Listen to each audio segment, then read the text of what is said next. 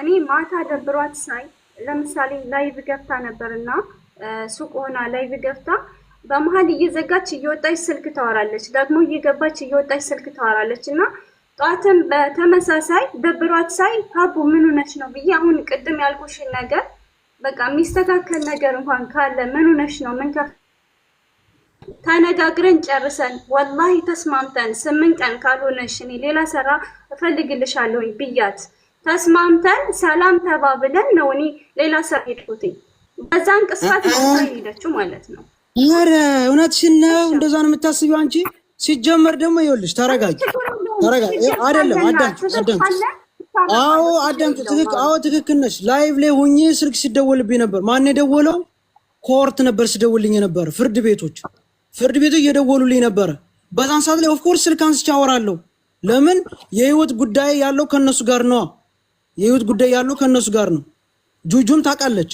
ከኮርት ጋር ነው ያለኝ ግንኙነት ሲጀምር ከነሱ ጋር ነው ሲደውል ያውና የነበረ። እንደገና ደግሞ አዳምጪ ምንድን ነው ያልሽኝ? ደግሞ አጋጣሚ ላይቭ ላይ ሆኜ ዕቃ እየሸጥኩ እያለ የሆነች ልጅ መጣ እየቀለደች እና እየተጫወተች ነበረ። አትቀልጂ፣ ቀልዱን ተይውና ስራሽን ስሪ። ሲጀመር ቀልድ ካልተቀለደና ካልተጫወተ እንዴት ነው ስራ የምትሰሪው? ሁልጊዜ ቀጥታ ወደ ስራ ነው እንደምትገቢ? አይሆንም እኮ። እሺ እኔ እኮ አንቺ ችግር ካለብሽ ኢትስ ኦኬ መተሽ ተናግረሽ ያነቀው ማስተካከል ወደ መፍትሄው ይሄዳው። ይኸውላችሁ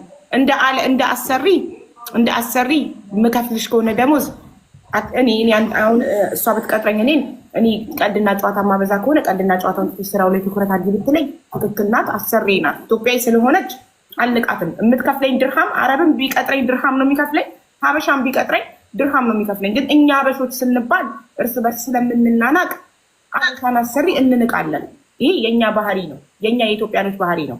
የራሳችንን ሰው በጣም እንንቃለን፣ የታወቀ ነው እንጂ አረብ አሰሪ ቀልድሽን ትተሽ ስራሽን ስሪ ብትለኝ ለምን አልሽኝ አልላትም። እውነቷን ነው፣ ትከፍለኛለች ደሞዝ።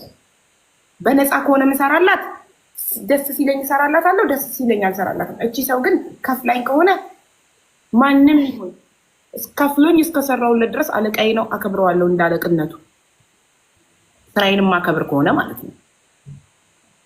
የሰሚራ ያንቺ ጥፋት ደግሞ እስካሁን ድረስ ለምን ብሯን አልከፈልሻትም? ይሄን ነገር ማጥፋት ንብረትሽን ሳታስረክብሽ መሄዷ ትክክል አይደለም።